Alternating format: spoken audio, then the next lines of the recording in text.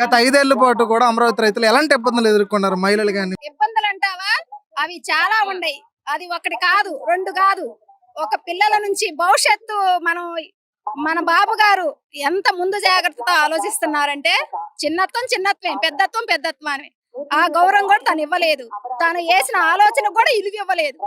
ఎందుకు వేశారు, తను ఎందుకు అన్నారు, ఎందుకు అమరావతి అని పెట్టాడు అన్న ఆలోచన అన్నా ఉండాలి. పోనీ మన తండ్రికి ఇలుస్తాం ఇంటో చెప్పిన మాటకి. 4 సార్లు చెప్పినప్పుడు కాకపోయినా ఒకసారి ఒక మాటలన్నా మనం వింటాం. మరి ఎందుకు చెప్తున్నాడు నాన్న అని ఆలోచిస్తాం. మనం ప్రభుత్వానికి ఇంత రాజధాని అని పేరు పెట్టాడు కదా, అప్పుడు ఒక్కసారన్నా ఆలోచించాలి కదా.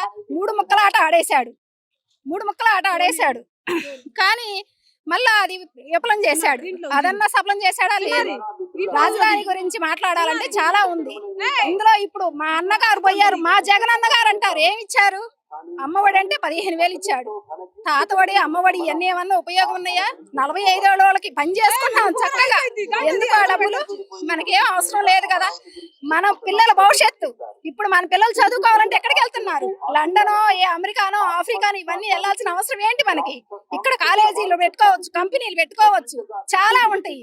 మనం ఇంతవరకు హైదరాబాద్ ని ఎలా చేశాడు మన బాబు గారే కదా, అది తెలుసుకోవాలి కదా. అది కూడా లేదు, ముందు జాగ్రత్త అనేది లేదు. కానీ జనం మాత్రం చెప్పున కొట్టినట్టు భలే బుద్ధి చెప్పారు, బాగా మంచిగా నడుచుకున్నారు. ఒక్కసారి మనం గుంతలో పడ్డాము, మళ్ళీ మనమే పైకి రావాలి అన్నట్టుగా ఆలోచన చేసుకున్నారు. అది కూడా ముందు మీదట కూడా చేసుకొని ఇకనైనా మన అమరావతి పూర్తయ్యేంత వరకు రాజధాని కావాలి, మనకి అంతా కావాలి. పిల్లల భవిష్యత్తు బాగుండాలి. ఇది ఇంతతో పోయేది కాదు. మన పిల్లల భవిష్యత్తు ఎంత ఉందో తెలియదు.